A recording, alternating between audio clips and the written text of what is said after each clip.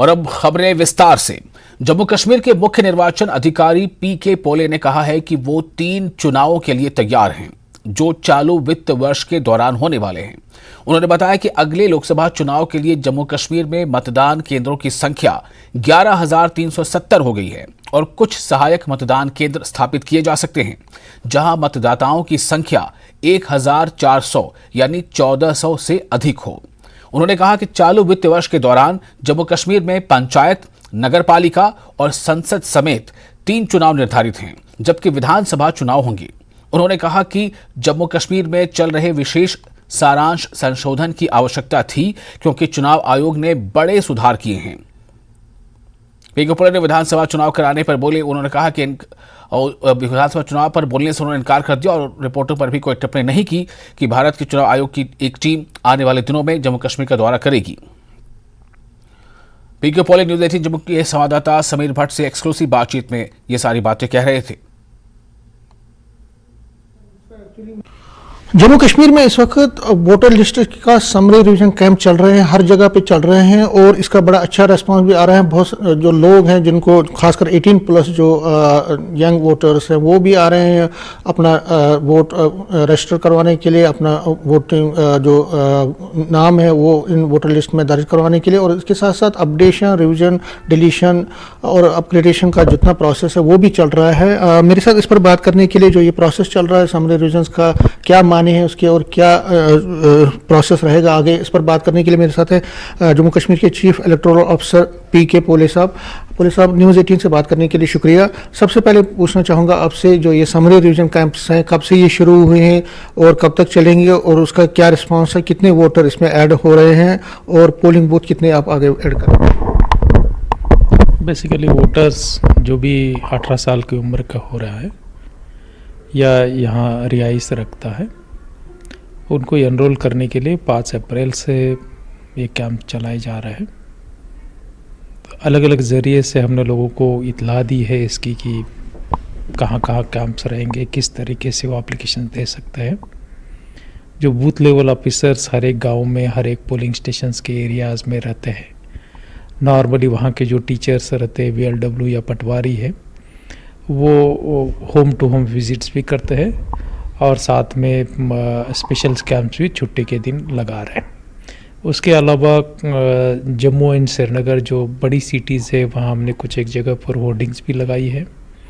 SMS blast के ज़रिए से भी लोगों को ये इत्तला दी जा रही है कि आप आइए और 6 मई के पहले जो है अपने एप्लीकेशंस दायर कर लीजिए along with the documents.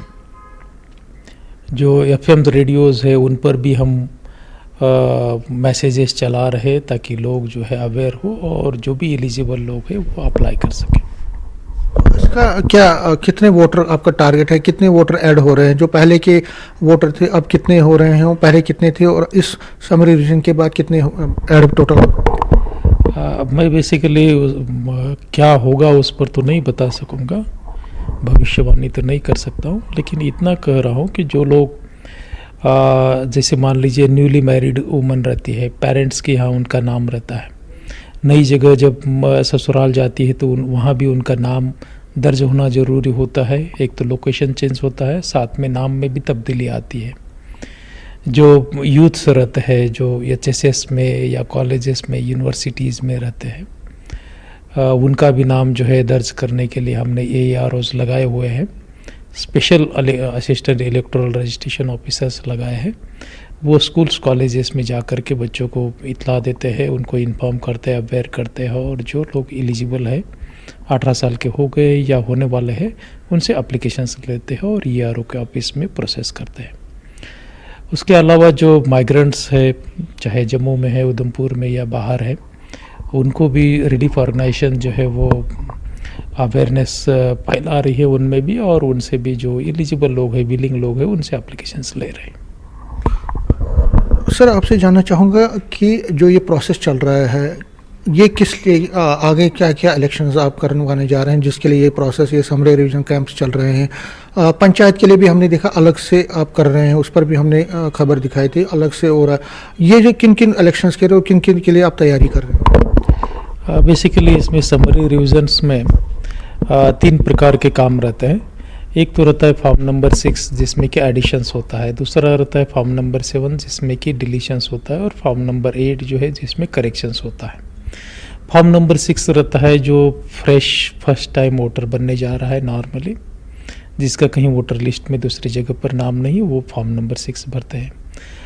Form number 7 रहते हैं जिनका डेथ हो गया है तो फैमिली मेम्बर्स इतला देते हैं फॉर्म नंबर 7 में कि इनकी डेथ हो गई है या कोई चेंज हो गया है रेसिडेंस वगैरह, तो उनको डिलीशंस के लिए फॉर्म नंबर 7 भरते हैं। और फॉर्म नंबर 8 जो रहता है जैसे कहीं नाम में तब्दीली है, लोकेशन चेंज हो रहा है, मोबाइल नंबर या आधार नंबर वो देना चाहते हैं, उसके लिए फॉर्म नंबर 8 रहते हैं।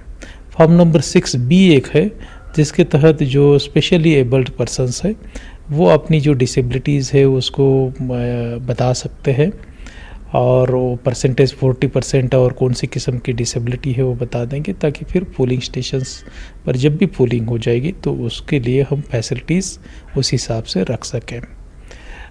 जहाँ तक इनमें जो अलग अलग फील्ड्स है, कुछ एक मैंडेटरी फील्ड्स रहते हैं, कुछ एक ऑप्शनल फील्ड्स रहते हैं, जैसे नाम, एड्रेस और बाकी चीज़ें जो है उम्र ये भरना मैंडेटरी रहता है।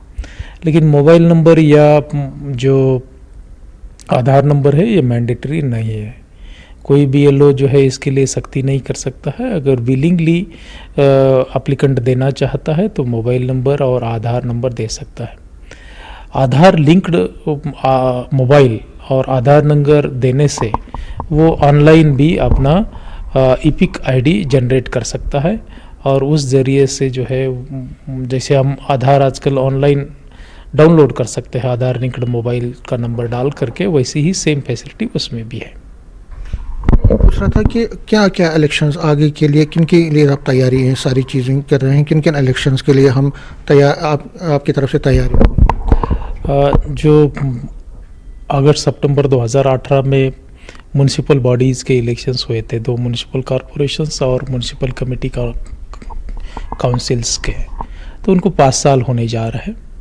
दूसरा उसके साथ जो ग्राम पंचायतें, हल्का पंचायतें थी, उनके भी जो जनरल इलेक्शंस अक्टूबर-नवंबर 2018 में हुए थे, उनको भी 5 साल होने जा रहे हैं। तो ये 2 तो हमारे इसमें है, साथ में जो असेंबली का भी जो है इलेक्शंस ड्यू है, और पार्लियामेंट जो है फिर अगले कैलेंडर ईयर में, इसी फाइनेंशियल ईयर में फरवरी-मार्च के बाद वो भी शुरू हो जाएगा। असेंबली इलेक्शंस की अगर हम बात करें तो उस पर बहुत सारे चर्चाएं होती हैं कि असेंबली इलेक्शन कब होंगे, क्या होगा, तो क्या फीडबैक है? कोई जो दर्शक हमें देख रहे हैं तो उनके लिए क्या है? क्योंकि सब जगह पे जहाँ हम भी जाते हैं तो पॉलिटिशियंस के साथ साथ आम लोग भी पूछते हैं कि कब इलेक्शंस होंगे, तो हमारे पास तो जवाब नहीं होगा। कोई इंडिकेशन आप दे सकते हैं? जहाँ तक असेंबली इलेक्शंस की बात है, मेरे साइड से इतना ही रिप्लाई रहेगा कि नो कमेंट्स काइंडली। जहाँ तक जो दूसरे जो इलेक्शंस है जिसको मैंने हेल्ड करना है, कोई वो इलेक्शंस असेंबली के लिए सब्स्टिट्यूट है ऐसे मैं नहीं मानता हूँ, लेकिन उनकी भी अपनी जगह पर अहमियत रहती है डेमोक्रेटिक डिसेंट्रलाइजेशन की टोटल प्रोसेस में, अर्बन लोकल बॉडीज़ और पंचायत्स के, क्योंकि ये जो है लोगों के जो हर दिन के जो मसाइल रहते हैं, उनके एरियाज़ के जो मसाइल रहते हैं, उनको सॉल्व करने के लिए जो रिप्रेजेंटेटिव्स इस ज़रिए से चुनते हैं, तो उन दोनों के जो इलेक्शंस जो है वो तयशुदा समय पर या कहीं अगर उसमें आगे पीछे करने की ज़रूरत पड़ती है, उस तरीके से जो है करने का हमारा प्रयास रहेगा। सवाल है सर कि जो ये इलेक्शंस होने जा रहे हैं, चाहे वो पार्लियामेंट के, असेंबली के, म्यूनसिपलिटी के या पंचायत, पहले से क्या अलग होंगे इस बार आगे के चुनाव में? जम्मू कश्मीर में जब भी चुनाव होते क्या अलग होंगे जो पहले नहीं होता था? क्या पोलिंग बूथ बढ़ेंगे या क्या क्या और फैसिलिटीज में? उसमें बेसिकली ये प्रोसेस कंटिन्यूस है और उसमें कोई पहली बार ऐसे हो रहा है ऐसे नहीं है, क्योंकि किसी एरियाज़ में, विलेजेस में आबादी बढ़ने के चलते जो है जब वो पर्टिकुलर मार्क क्रॉस कर देती है तो नया पोलिंग स्टेशन बनता है, वो पहले से होता आ रहा है। जहाँ तक रहा अर्बन लोकल बॉडीज़ की बात जो है, तो अर्बन लोकल बॉडीज़ की संख्या तो जो है 2018 में थी उतनी ही है, 79 के करीब जो है टोटल मिला करके अर्बन लोकल बॉडीज़ आती है हमारे पास। 2 म्यूनसिपल कॉरपोरेशंस, हर एक ज़िले के सतह पर वाली म्यूनसिपल काउंसिल्स और बाकी जो है म्यूनसिपल कमिटीज़ आती है। जहाँ तक पंचायतें जो है, पंचायतें तकरीबन 4,500 के करीब आ जाती है दोनों डिविजन्स मिला करके। ये पंचायतें जो है उनका भी डिलिमिटेशन काफ़ी पहले ही हो चुका है, 2010 के पहले। तो अभी जो है पंचायत और एज वेल एज म्यूनसिपलिटीज़ की संख्या जो है वो सेम है जो 2018 में थी। जहाँ तक इंतजामात की बात है तो इंतज़ाम जो है बेटर करने का प्रयास रहता है हर एक इलेक्शंस में, ताकि जो वोटर से वोटिंग करने के लिए आ रहा है उसका एक्सपीरियंस बेटर हो, उसको लंबी क्यू में कतार में लगने की ज़रूरत ना पड़े, कहीं पानी है, धूप है, बारिश है, उसमें उसको दिक्कत ना जाए। उस तरीके के लिए जो है हम एश्योर्ड मिनिमम फैसिलिटीज़ करते हैं। नॉर्मली जो पोलिंग स्टेशंस रहते हैं वो स्कूल्स रहते हैं, और उस स्कूल्स में कमरे में जो है पोलिंग होती है और वरांडे में जो है क्यूज़ वगैरह लगती है। अगर वरांडा नहीं है तो हम शेड की व्यवस्था करने जा रहे हैं। साथ में वहाँ गर्ल्स एंड बॉयज़ के लिए टॉयलेट्स बने रहते हैं, जिनका यूज़ जो है जेंट्स एंड वुमेंस करती है इलेक्शंस पोल डे के दिन। पानी की सुविधा वहाँ रहती है, उसको हम चुस्त दुरुस्त करने जा रहे हैं। ग्राउंड जो होगा वो लेवल्ड होगा, और जो पोलिंग स्टेशन का जो कमरा होगा उसके लिए रैंप जो है हर जगह बनाया जाएगा। तो ये बेसिक जो एश्योर्ड मिनिमम फैसिलिटीज़ जिसको बोलते हैं वो हम दे देंगे। इलेक्ट्रिसिटी भी उसमें आती है। एक और सवाल, आपने माइग्रेंट्स की बात की, माइग्रेंट्स पर आता हूँ। माइग्रेंट्स की ये उन्होंने कहा कि इस बार उनके कैंप्स लगे हैं, हर जगह पे कैंप्स लगे, हमने भी दौरे किए, वो घर घर जाके भी door to door, this is the first time कि डोर टू डोर पे उनकी रजिस्ट्रेशन हो रही है, हमने वो भी दिखाया। लेकिन कश्मीरी माइग्रेंट्स की एक और डिफ़िकल्टी है एम फार्म की। एम फार्म की वजह से वो बहुत सारे लोग इलेक्शन में हिस्सा नहीं ले पाते। तो ये जो एम फार्म की जो प्रक्रिया, क्या इसको इस बार आप ख़त्म करने जा रहे हैं? फर्स्ट तो मैं आपके ज़रिए से अपील करना चाहूँगा कि माइग्रेंट्स क्योंकि हालात के चलते, मजबूरी के चलते उनको माइग्रेशन करना पड़ा, तो उनको एक स्पेशल वोटर का दर्जा दिया हुआ है। स्पेशल इसलिए है कि क्योंकि दूसरे किसी वोटर को अगर रजिस्ट्रेशन करना है तो वहाँ ऑर्डिनरी रिहाइश रखनी पड़ती है। माइग्रेंट्स के बारे में जो है इसमें रियायत दी है। वो भले ही कहीं भी रहते हैं, चाहे जम्मू रहते हैं, उधमपुर रहते हैं, इंडिया के किसी पार्ट्स में रहते हैं, या वर्ल्ड के तीसरे किसी सिटी में रहते हैं, तो भी उनका ऑर्डिनरी रेसिडेंस वहाँ का ही माना जाता है, वैली में जहाँ वो पहले थे माइग्रेशन के पहले। तो ये स्पेशल चीज़ है, और स्पेशल वोटर्स बनने के चलते मेरी साइड से अपील रहेगी उनको, उन तमाम माइग्रेंट कश्मीरी, चाहे हिंदू है, मुस्लिम है, सिख है, सभी उसमें माइग्रेट हुए हैं, उन सबको कि आप एक स्पेशल वोटर है और रजिस्ट्रेशन आपने करना ये आपका हक भी है और रिस्पॉन्सिबिलिटी भी मुझे लगती है। जहाँ तक रही एम फॉर्म की जो डिफ़िकल्टीज़ जो आपने बताई, उस पर जो है कुछ सोच विचार करेंगे और उस पर प्रयास करेंगे, उसमें कुछ सोल्यूशन निकालेंगे। एक और सवाल सर, जो समरी रिवीजन कैंप चल रहे हैं उसमें पहले भी हुए थे, लेकिन हमने लोगों से बात की, कुछ लोगों ने कहा कि जो वोटर आइडेंटिटी कार्ड जो बनने, जो पहले उन्होंने रजिस्ट्रेशन की, उसके वोटर आइडेंटिटी कार्ड नहीं आए, तो ये थोड़ा लोगों को थोड़ा मुश्किल आ रही, कब तक आएंगे सभी के? जो 2022 में समरी रिवीजन हुआ था अगस्त से नवंबर के बीच में, उसके तकरीबन 60-70% ईपिक कार्ड डिस्ट्रीब्यूट हो गए हैं, कहीं 15-20% के करीब बकाया है। तो वो अभी जो समरी रिवीजन चल रहा है उस दरमियान BLOs डिस्ट्रीब्यूट कर रहे हैं। मैक्सिमम जो है 1 महीने के अंदर अंदर सभी के डिस्ट्रीब्यूट हो जाएंगे। जहाँ तक रहा उनका नाम सच में इंक्लूड हुआ है नहीं हुआ, ये जो शंकाएं है वो शंका रखने की ज़रूरत नहीं, क्योंकि ड्राफ्ट लिस्ट में उनका नाम ऑलरेडी आया है, और ड्राफ्ट लिस्ट जो है हर एक BLO के पास है, हर एक पोलिंग स्टेशन पर चस्पान भी की है, उसमें उनका नाम अगर है तो वो एश्योर्ड रहे कि उनका नाम इंक्लूड हो गया है। जो भी करेक्शन चाहते हैं वो भी हो गया है। जस्ट उनको ईपिक की जो बात है जो आपने कही कि कुछ एक लोगों को मिले नहीं है, वो डेफिनेटली कुछ एक दिनों के अंदर अंदर मिल जाएंगे। तो आप एश्योर करते हैं उनको कि जल्द से जल्द ये। तो लास्ट में पूछना चाहूँगा सर कि जो प्रोसेस चल रहा है उसमें ऐसे जो पंचायत इलेक्शंस की जो पंचायत का, क्योंकि पंचायत का पंचायती लेवल पे होता है, तो उसका कितना रिस्पांस, क्योंकि उस पर भी आपने अपडेशन की, उस पर भी हमने खबर चलाई थी, तो कितना रिस्पांस, क्या आपको लगता है कि सारा कवर हो गया?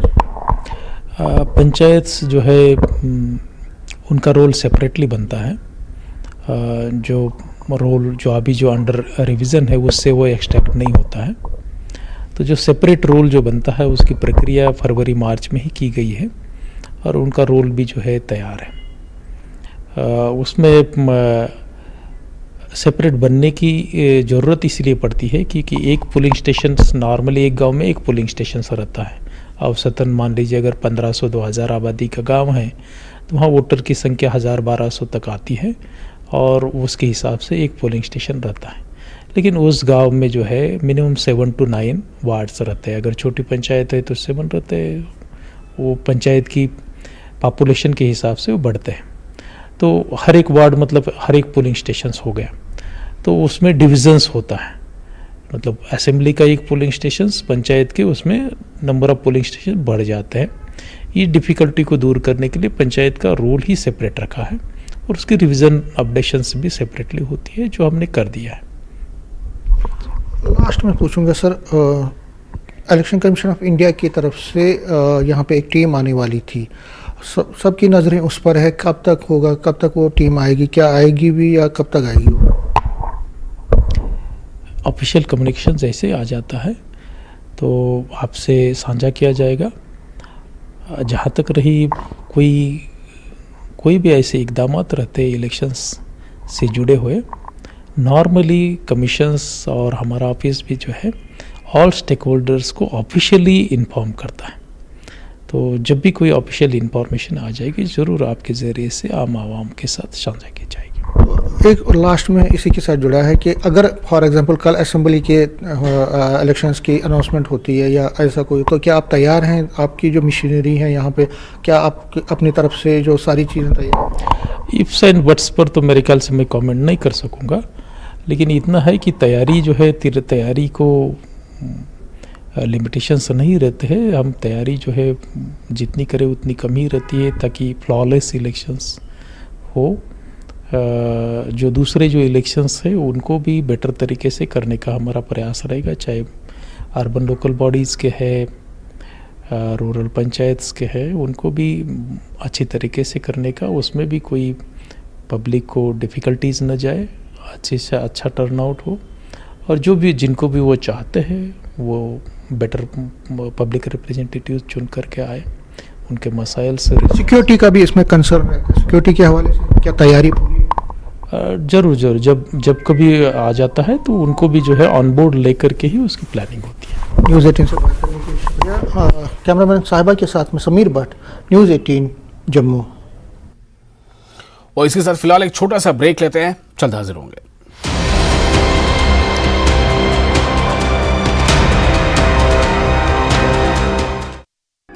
ये है मैंगो ट्री, ये आपको फल देगा 8 साल में।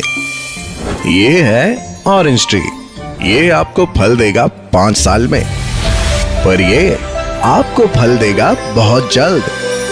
जी हाँ, क्योंकि ये है ट्रीफी।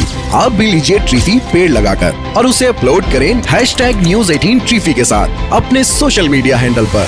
इस वर्ल्ड अर्थ डे पर बनिए न्यूज 18 की मुहिम इंडिया पेड़ लगाओ का हिस्सा।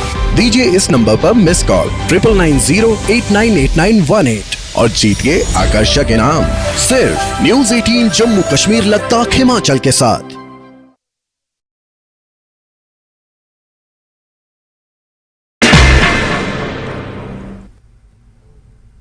नमस्कार, धार भी रफ्तार भी में आपका बहुत स्वागत करते हैं। मैं हूं आपके साथ हिना जुबैर। शुरुआत करेंगे अहम खबरों के साथ। भगोड़ा अमृतपाल पकड़ा गया। पंजाब के मोगा से पकड़ा गया है अमृतपाल को पुलिस ने जबर।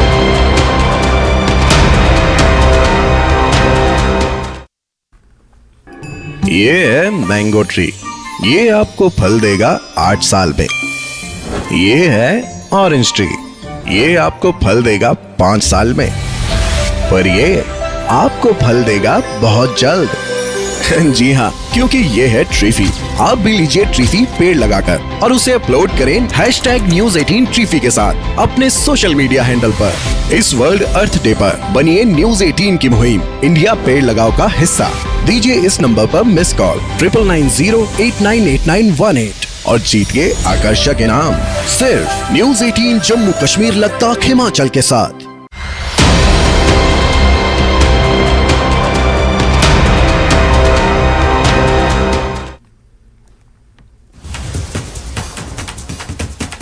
और इस वक्त ब्रेकिंग न्यूज, हिमाचल प्रदेश में बड़ा प्रशासनिक फेरबदल हुआ है। 16 आईएएस अधिकारियों का तबादला किया गया है और 16 एचएएस अधिकारियों का भी तबादला किया गया है।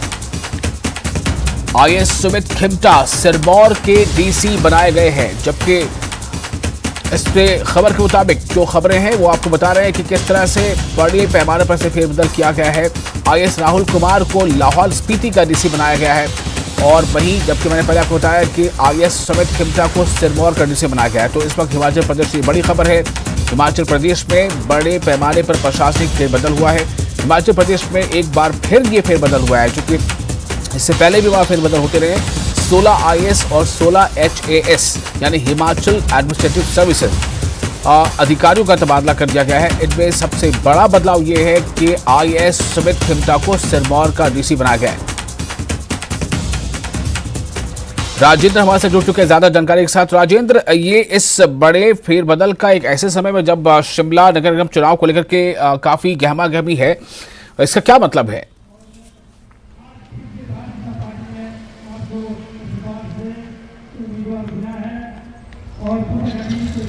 राजेंद्र, आपको मेरी आवाज मिल रही है?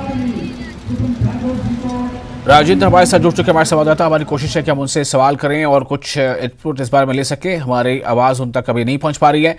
राजेंद्र हमारे संवाददाता जुड़ रहे हैं हमारे साथ ज्यादा जानकारी। तब तक आपको ये बता दें कि हिमाचल प्रदेश में बड़े पैमाने पर फेरबदल किया गया है, प्रशासनिक फेरबदल किया गया। हालांकि इससे पहले कई बार सीएम सुखदेव सुक्खू का ये बयान था कि हम व्यवस्था परिवर्तन के लिए आए हैं और सिर्फ प्रशासनिक अधिकारियों का फेरबदल करना या उनको बदलना सिर्फ यही कोई बड़ा काम नहीं है। लेकिन अब तक कई बार छोटे बड़े बदलाव अब तक हुए हैं और हिमाचल प्रदेश में एक बार फिर ये बड़ा प्रशासनिक फेरबदल इसलिए माना जा रहा है कि एक ही साथ 16 आईएएस यानी इंडियन एडमिनिस्ट्रेटिव सर्विसेज, भारतीय प्रशासनिक सेवा जो है उसके अफसरान और साथ ही साथ हिमाचल एडमिनिस्ट्रेटिव सर्विसेज एचएएस, तो 16 आईएएस और 16 एचएएस अधिकारियों का तबादला कर दिया गया है।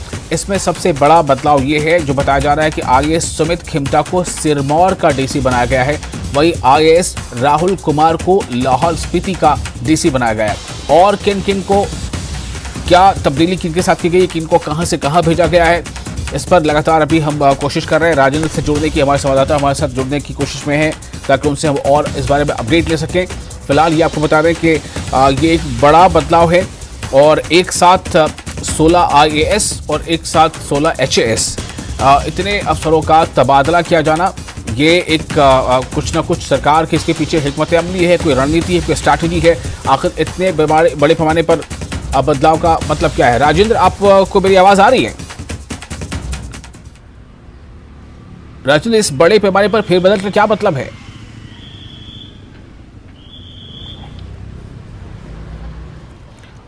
राजेंद्र तक आवाज नहीं पहुंच पा रही है, हम फिर कोशिश करेंगे उनसे जुड़ने की। लेकिन ये एक बड़ी खबर इसलिए है कि एक साथ हिमाचल कोई बहुत बड़ा राज्य नहीं है और इस छोटे से राज्य में अगर 16 एचएएस अधिकारियों का और 16 आईएएस अधिकारियों का एक साथ तबादला होता है तो इसका मतलब है कि कुछ न कुछ बहुत एक बड़ा संदेश और प्रशासनिक ये जो फेरबदल है इससे एक बहुत ढांचागत इसमें शायद कोई तब्दीली की इसमें कोई सोच है। लेकिन एक साथ इतने बड़े पैमाने पर इस तब्दीली की सोच, इसके पीछे की वजह क्या हो सकती है? किन बिंदुओं के आधार पर ये बड़ी तब्दीली की गई है? ऐसे कई सवाल हैं जो जाहिर है कि विपक्ष भी सवाल को उठाएगा और हमारी भी कोशिश ये है कि आपको अपडेट दे सकें। आईएएस सुमित खिमटा को सिरमौर का डीसी बनाया गया है और आईएएस राहुल कुमार लाहौल स्पीति के डीसी बनाए गए हैं।